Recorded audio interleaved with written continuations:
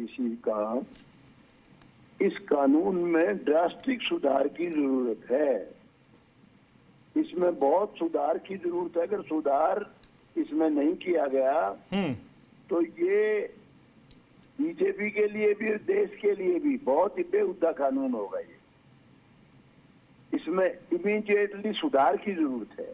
Okay. हाँ, ये सुधार की जरूरत है। मैं रोल बैक नहीं कहता, मैं ये कहता हूं कि इसमें सुधार करो पूरा। इसका मतलब जो नॉन रिजर्व कैटेगरी है वो इस देश को छोड़ के चले जाएं क्या? कोई गलत भी अगर कोई गलत शिकायत कर देगा तो गलत शिकायत करने वालों के खिलाफ क्या सजा है उसकी? तो इसलिए अनेक चीजों में सुधार की जरूरत है। इसकी बहुत दोबारा नए सिरे से सोच समझ के कानून लाना चाहिए। ये कानून एज इट इज बिल्कुल वाहियात है, गलत है। सर ये बताइए रामकुमार गौतम जी, आपने कहा कानून सोच विचार कर इसमें परिवर्तन करना चाहिए, तो आपको क्या लगता है कि बगैर सोचे विचारे इसको थोप दिया गया, कोई चर्चा नहीं, कोई बातचीत नहीं? बिल्कुल बगैर सोचे विचारे, बिल्कुल बगैर सोचे विचारे है ये कानून। सर ये बताइए, बहुत बातें अभी मैं आपके चैनल पे आज शेयर नहीं करना चाहता। जी। बहुत चीजें गलत हुई हैं जिससे देश को नुकसान हुआ है। सर ये बताइए, नए सिरे से बहुत चीजों की जरूरत है। आज हर आदमी, जो ये ओबीसी भी बनाया गया था, जब ओबीसी बनाया गया तो उसमें सोशली और एजुकेशनली बैकवर्ड कम्युनिटियों के लिए बनाया गया था। इसमें अनेक जातियां ऐसी हैं जो किसी भी तरह से सामाजिक दर्जा उनका कमजोर नहीं है, ना वो एजुकेशनली पीछे हैं। ये तो देश को कमजोर करने वाला कानून है। कहाँ जाएंगे? छोड़ के चले जाएं जो नॉन रिजर्व कैटेगरी है, कहाँ जाएं वो? यानी आप ये सर आप ये कह रहे हैं ये सबका साथ सबका विकास का मामला नहीं है? इसमें सुधार करें और ऐसा काम करें जिसमें किसी के साथ भी अन्याय ना हो, ऐसा कानून। रामकुमार गौतम जी, ये कोई भी आदमी आज बिना सोचे समझे कोई भी एलिगेशन लगा देता है और उसके खिलाफ कोई एक्शन नहीं है। ये क्या मतलब? आप किसी गलत भावना से किसी से बदला लेने के लिए कोई भी एलिगेशन लगा तो उसके खिलाफ भी कोई कानून बने कि उसको सजा हो। मैं इस व्यू का हूं। मैं नहीं चाहता किसी के खिलाफ अन्याय हो, किसी एससी के साथ, किसी गरीब ओबीसी के साथ, किसी भी गरीब बिना जाति वाले गरीब के साथ भी अन्याय ना हो। मैं ये चाहता हूँ सबके साथ अन्याय हो भाई। लेकिन कोई भी आदमी, झूठा आदमी गलत भावना से अगर कोई इसको इस्तेमाल करता है तो उसके लिए क्या कानून है? बहुत चीजें इसमें सोच विचार की हैं। सर आज इस मामले में रामकुमार गौतम जी, आज इस मामले में शिक्षा मंत्री जो है धर्मेंद्र प्रधान, वो सामने आए थे। उन्होंने भी बहुत खुलकर नहीं कहा। उन्होंने कहा कि भ्रम फैलाया जा रहा, उन्होंने कहा कि हम किसी के साथ भेदभाव नहीं होने देंगे। लेकिन सर छोटा सवाल है कि भ्रम इसमें क्या है? अगर जो कंप्लेनेंट है और उसकी कंप्लेंट झूठी पाई जाती है तो कंप्लेनेंट पर कोई एक्शन नहीं होगा, इसमें क्या भ्रम है? तो सीधा सवाल है। बहुत बड़ी बात है ये बहुत बड़ी बात कह रहे हो आप, ये सच्ची बात कह रहे हो आप, ये सही बात है। इसमें दोबारा बहुत नए सिरे से सोच विचार के और सही सुधार करने की जरूरत है भाई, जो देश को मजबूत करे। हम नहीं चाहते कि कभी किसी भी एससी, एसटी, ओबीसी या साधारण गरीब आदमी के साथ भी, किसी के साथ भी अन्याय ना हो, ऐसा कानून आप बनाओ।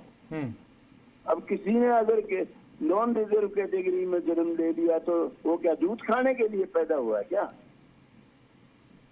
उसके साथ अन्याय, किसी के साथ भी अन्याय नहीं होना चाहिए, ये मेरा मानना है। तो सर ये आप क्या मानते हैं कि जो सबका साथ सबका विकास है, ये तो सबका साथ नहीं है? फिर तो आपने जो ना बिल्कुल नहीं है। तो फिर आप यूजीसी का ये कानून, इसमें बहुत सुधार की जरूरत है भाई। देखो, मैं तो बीजेपी का हूँ, बीजेपी के लिए मैं चाहता हूँ ये आगे के लिए भी नरेंद्र मोदी, भारतीय जनता पार्टी राज करे। लेकिन भाई ऐसे ये कानून जो है, ऐसे कानून अगर ये बनाएंगे तो इससे बीजेपी को भी नुकसान होगा, देश को भी नुकसान होगा। कहाँ जाएंगे? विदेश में चले जाएं हम? कहाँ जाएं भाई? यहीं पैदा हुए हैं, यहीं सांस लेके यहीं से मरना चाहते हैं। तो बाहर जाके कहाँ जाए हम, बताओ। बाहर वाले भी, ट्रंप ने ऐसे कानून बना दिए, वो बेचारे परेशानी में। अनेक देशों में किस समय क्या गड़बड़ी हो जाती है, बेचारे छोड़ छोड़ के बाहर अपने देश में आ जाते हैं। अपने देश में भी जब रहने नहीं दोगे उनको, तो कहाँ जाएंगे वो। तो सर आप इसमें सर आप एक जनप्रतिनिधि हैं, आपने चलिए खुल के इसकी मुखालफत कर दी है। अब आगे जो लोग इसका विरोध कर रहे हैं, आप उनके साथ कैसे आएंगे, कैसे उनकी इस लड़ाई को आगे बढ़ाएंगे? देखिए, मैं किसी विरोध करने के साथ, मैं किसी भी विरोध करने वाले के साथ नहीं हूँ। मेरी अपनी सोच है। मैं तो, मेरी अपनी सोच ये है कि इसमें ड्रास्टिक सुधार, जिस सुधार की जरूरत है वो सुधार करे जाए, और जिस तरह से ये बनाया है इस तरह से लागू ना किया जाए। सर एक छोटा सा सवाल, 10 सेकंड में आप जवाब दे दीजिएगा। जो कुछ हुआ या जो कुछ हो रहा है, जिनको सुधार करना है वो इस चीज को स्वीकार तो करे, पहले वो स्वीकार ही नहीं कर रहे। मैंने आपको धर्मेंद्र प्रधान को उदाहरण दे दिया, 8-10 दिन के बाद 100% सुधार करेंगे। धर्मेंद्र प्रधान भी अच्छे इंसान हैं, बड़ी आदमी है। अभी जो बयान उन्होंने अचानक दे दिया है, वो अब विचारेंगे जब सारे देश में विरोध हो रहा है इसका, तो क्या उनके वोट नहीं चाहिए क्या बीजेपी को?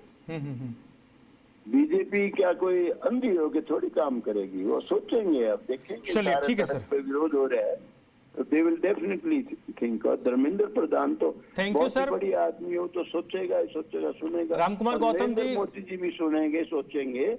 नरेंद्र मोदी जी ही है, बीजेपी है, जिन्होंने EWS का जो रिजर्वेशन किया है, जो आप EWS इकोनॉमिकली वीकर सेक्शन जो अदर्स में है, नॉन रिजर्व कैटेगरी में, सबके लिए 10% का प्रावधान किया है। वो समझदार हैं, सारी बातें सोचेंगे। जब विरोध किया लोगों ने तो उस विरोध को भी वो। चलिए सर, थैंक यू। हिंदुस्तान में हमारे द्वारा चुनी गई सरकार, वही सरकार आज हमारे अधिकारों का हनन कर रही है, तो निश्चित तौर पे आग तो लगनी चाहिए। आग लगनी चाहिए उन मुद्दों के विरुद्ध में जो हमारे ऊपर थोपे जा रहे हैं, जो हमारे बच्चों के ऊपर, जो हमारे बच्चों की ज़िंदगी को ख़राब करने के लिए एक प्लानिंग करके, एक साजिश करके देश के शिक्षा मंत्री धर्मेंद्र प्रधान, मैं नाम ले रहा हूँ सीधा सीधा, देश के HRD मिनिस्टर, शिक्षा मंत्री कहूँ धर्मेंद्र प्रधान, जिन्होंने एक ऐसा बीज बोया है जो भारतीय जनता पार्टी को समझना पड़ेगा। मेरा सिर्फ इतना कहना है कि आज जातीय भेदभाव कहाँ रह गया?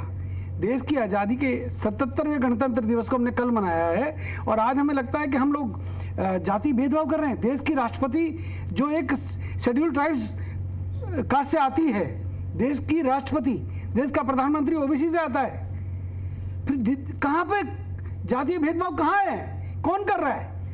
क्या शिक्षा मंत्री को आज याद आया है? आज देश के शिक्षा मंत्री को विनोद जी आज याद आया है कि UGC के अंदर एक नया, तो UGC के अंदर आपने जो कानून लेकर आए हो, OBC आपने जबरदस्ती घुसा दिया। OBC क्यों घुसाया? SC और ST के जो हमारे ऊपर पहले एट्रोसिटी एक्ट के जो हजारों लाखों केस, जो फर्जी केस जो कोर्टों के अंदर जो वापस हो गए, अरे वो तो अब तक झेले नहीं जा रहे, और आपने अब ये छात्रों के बीच में बीज बो दिया। आज कॉलेज का छात्र स्कूल से निकलकर बच्चा कॉलेज में जाता है, उसके नए यार दोस्त बनते हैं, उसको नहीं पता कौन किसकी जाति क्या है। मुझे नहीं पता आप तीनों की क्या जाति है। मैं जानता हूँ विनोद बैठा है, प्रिया बैठी है और सोनू बैठा है, मैं नहीं जानता आप लोगों की जात। परंतु अगर मैं आपसे विनोद बात कर रहा हूँ और आप गलती से अगर शेड्यूल कास्ट या शेड्यूल ट्राइब्स के निकल आए, तो आप मेरे ऊपर मुकदमा ठोक देंगे। किस बात का? कि मैंने आपको टेढ़ी निगाहों से देखा, मैं आपसे तेज बोल रहा हूँ। यही परेशानी है इस बिल की? परेशानी ये नहीं है, हमारे बोलने के अधिकारों का हनन हो रहा है। हम लोगों के खिलाफ कोई फर्जी कंप्लेंट देती है किसी ने, प्रिया आपने मेरे खिलाफ कोई कंप्लेंट दे दी या मेरे बेटे के खिलाफ दे दी जो कॉलेज में पढ़ता है, तो उसकी सुनवाई होनी चाहिए कि नहीं होनी चाहिए? सुनवाई करने वाले कौन है? सुनवाई करने वाले भी SC, ST, OBC। अरे भैया, उसके अंदर जनरल कैटेगरी का आदमी ले लो, उसके अंदर स्वर्ण समाज जिसे कहते हो आप, सामान्य वर्ग के जिसे कहते हो, उसका व्यक्ति होना चाहिए था। वो भी नहीं है। क्यों नहीं है भाई? क्यों नहीं है? कारण ये नहीं चाहते कि सामान्य वर्ग के व्यक्ति को, छात्र को उठाया जाए, दबाया जाए। ये लोग कांग्रेस के विश्वनाथ प्रताप सिंह के पद चिन्हों पे चल रहे हैं। कौन लोग? यही लोग जो सरकार में बैठे। तो बीजेपी वालों को तो कहते हैं कि बीच में ऐसी जो चुनाव थे, अगर सोनू मैं गलत नहीं हूं, प्रिया मैं गलत नहीं हूं, एक बार ऐसा भी चल गया था कि संविधान में ये आरक्षण के खिलाफ पार्टी है, ये बीजेपी को लेकर प्रचार चला था नहीं चला था, इनको कहां कहा जाता है? तो स्वर्णों की पार्टी कही जाती है। विनोद, हम कहते हैं यूसीसी लागू करो, यूनिफॉर्म सिविल कोड लागू करो, ये कहते हैं यूजीसी लागू करो। अब यूजीसी के अंदर क्या लागू करो? यहां पर अगर स्वर्ण समाज का व्यक्ति, उसके खिलाफ किसी ने कंप्लेंट कर दी और वो कंप्लेंट फर्जी पाई गई, तो उसकी सुनवाई नहीं है, उसको या तो कॉलेज से निकाला जाएगा या उसको फिर कानून में पटड़ों में फंसना पड़ेगा, पुलिस थाने में, कोर्ट कचहरी के अंदर उसको घूमना पड़ेगा। बिल्कुल। एक ऐसे ही, अरे एट्रोसिटी एक्ट को आप उससे कुछ लो, उसके उदाहरण देखो।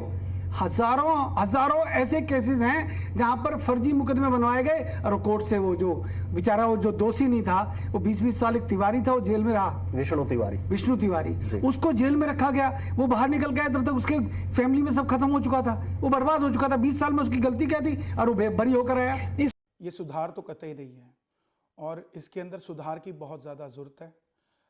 हम हमेशा पिछड़ों का सम्मान करते आए हैं, उनके साथ न्याय की बात करते आए हैं, लेकिन उसका मतलब ये नहीं है कि जो जनरल कैटेगरी वाले हैं उनके साथ अन्याय हो। अगर कोई पौधा छोटा रह गया बगीचे में, तो बड़े और दूसरे पौधे बड़े हो गए हैं, तो बड़े वालों को काट कर छोटा नहीं किया जाता। सरकार के इस नियम के अंदर बहुत जल्दी, ज़्यादा भी और बहुत जल्दी भी सुधार करने की ज़रूरत है। पूरा देश आक्रोश में है, क्योंकि यही जनरल कैटेगरी है जिसके कारण सरकार बनी है। अगर वो नाराज होगी तो कहीं ना कहीं तकलीफ आई। कौन से कानून का उल्लंघन इस देश के अंदर नहीं होता? और ये तो हमारी युवा पीढ़ी है। कोई कैंटीन में बैठा है, कोई लाइब्रेरी में बैठा है, कोई बाहर घूम रहा है। कौन सा वातावरण हम क्रिएट करना चाहते हैं? डर का माहौल या फिर पढ़ाई का माहौल? आपस में आज जब 21वीं सेंचुरी में हम जी रहे हैं, जहां हमें जात पात की विदाई करनी चाहिए, वहां हम एक ऐसा नियम के अंदर चेंजेस ला रहे हैं कि सुनवाई नहीं होगी।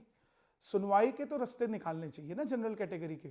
हम ये नहीं कह रहे कि कानून को पूरे के पूरे आप रद्द कीजिए, ठीक है, बहुत सारी जगह ऐसा है कि कहीं ना कहीं पिछड़ों के साथ अन्याय होता है, जाति को लेकर सालों से, अंग्रेजों के समय से भेदभाव होता है इस देश के अंदर। लेकिन उसको हमें कॉलेज का जो माहौल है, वहाँ बच्चों को डर का माहौल, उनकी सुनवाई नहीं होगी।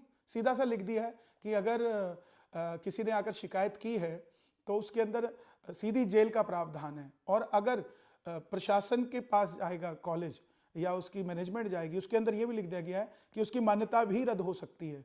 तो डर के माहौल के अंदर कहाँ कोई काम कर हम जहाँ बोल बोल के, चीख चीख के थक गए कि कंधों से ऊंची छाती नहीं होती, धर्म से बड़ी कोई जाति नहीं होती, दीपक ही नहीं बचा तो बाती का क्या करेंगे, सनातन धर्म ही नहीं बचा तो जाति का क्या करेंगे।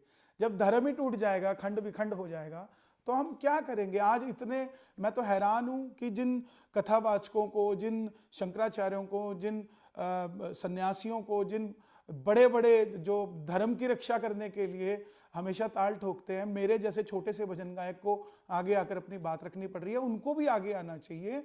हमारे बच्चों के भविष्य का सवाल है। कॉलेज के अंदर सिर्फ ये जनरल कैटेगरी के बच्चों के भविष्य का सवाल नहीं है, बल्कि पिछड़ों के बच्चों का भी, उनको एक समझ में आने की जरूरत है कि कैसे एनवायरनमेंट कैसे क्रिएट होगा। आज हम जाति के चक्कर में घुस जाएंगे तो पढ़ाई लिखाई कहाँ जाएगी। कैसे कैसे नारे राजनीतिक दलों ने दिए हैं जातियों को लेकर, मुझे बताने की जरूरत नहीं है। इन्हीं की पार्टी थी जिसने कहा था कि जो जूते चार वाला, मैं बोलना भी नहीं चाहता हूँ, ऐसे ऐसे नारे इन्होंने दिए हुए हैं। मैं राजनीतिक पार्टियों पे तो भरोसा हम लोग कर ही नहीं सकते, जिस पर हमने, देखिए मुझे छोटी सी कविता याद आती है, हमारा मोहित एक बहुत अच्छा राइटर है, उसने लिखा, जब चाहो जिधर मोड़ दो वो लगान नहीं है हम, खास रहे खास रहेंगे आम नहीं हैं हम, राम भक्त हैं बस इसलिए हम साथ तुम्हारे हैं, निस्वार्थ समर्थक हैं तुम्हारे, गुलाम नहीं हैं हम। राजनीतिक पार्टियों का कोई गुलाम नहीं है इस देश के अंदर। अगर किसी भी जाति को लेकर भेदभाव होगा, हमें सनातन को तोड़ने की बात होगी, तो हर वर्ग खड़ा होगा जिसको तकलीफ होगी। मैं वैश्य समाज से आता हूं, अग्रवाल समाज का एक भी बड़ा नेता मुझे कहीं नजर नहीं आ रहा जो आकर बोले, तो हम जैसे छोटे छोटे भजन गायकों को ही आगे आकर अपने धर्म को बचाने की बात करनी पड़ेगी। जितना भी हमारा पिछड़े हैं उनको हर जगह कहीं ना कहीं सरकार ने सहूलतें दी हुई हैं। ऑलरेडी जनरल का बच्चा 90% नंबर ले लेता है तो वो पीछे रह जाता है और सीट दूसरे शख्सियत को दे दी जाती है। हमने कभी इस चीज़ के बारे में नहीं बोला। ठीक है, वो देश को हमने जिस तरीके से हम आगे लेकर जा रहे हैं वो नियम है, चलने चाहिए, जैसा है ठीक है। लेकिन आप एक जगह कहें कि आपकी सुनवाई ही नहीं होगी, तो उसको लेकर कितने असहज हमारे युवा हो जाएंगे। आज देश को चलाने के लिए जेनजी, जिसका शब्द हम यूज कर रहे हैं, अगर वो जेनजी जनरल कैटेगरी का अपने आप को असहज महसूस करेगा, देश के अंदर और बहुत सारे मुद्दे हैं, बेरोजगारी का मुद्दा बहुत है, पोल्यूशन का मुद्दा बहुत है, ऑलरेडी हम इतने मुद्दों से जूझ रहे हैं। माघ मेले के अंदर शंकराचार्य कह रहे हैं मैं नहाऊंगा कि नहीं नहाऊंगा, इसके ऊपर चर्चाएं छिड़ रही हैं। लेकिन ये इतना बड़ा मुद्दा है जहां हमारे नौजवानों के साथ धक्का होगा तो उसको कैसे सहा जाएगा। सरकार से तो हम करबद्ध निवेदन करते हैं कि इस नियम के अंदर जल्द से जल्द कानून के अंदर बदलाव लाएं ताकि ये मुद्दा खत्म हो और जो पढ़ाई लिखाई पर हम अपना ध्यान दे सकें, हमारे बच्चे ध्यान दे सकें। नियमों के पीछे या तो बनाने वाला जो व्यक्ति है, जो बैठा है वहाँ, जो बना रहा है इसको, जो भी चाहे वो IAS है, चाहे वो सेक्रेटरी है, जो भी है, वो न जाने किस सोच से बना रहे हैं इस चीज़ को। और मंशा साफ साफ नजर आती है कि एक वर्ग को, आप एक बच्चे को खुश करना चाह रहे हैं और दूसरे को नाराज करना चाह रहे हैं, लेकिन वो मंशा पूरी नहीं होगी, क्योंकि दूसरा, दोनों बच्चे, अगर एक पिता के 2 बच्चे हैं तो दोनों को बराबर लेकर चलना पड़ेगा। हमारे प्रधानमंत्री जी इस देश के अंदर क्या दुनिया में लोकप्रिय हैं। हम उनसे फिर से करबद्ध निवेदन करते हैं कि इस चीज़ पर जल्द से जल्द सुनवाई हो, देखा जाए और इस बिल्कुल इस कोई ऐसा मत क्रिएट ना हो देश के अंदर कि ये सरकार किसी में भेदभाव करती है। सनातन धर्म की बात करने वाली सरकार अगर सनातनियों को बांटने की बात करेगी तो कैसे बात बनेगी।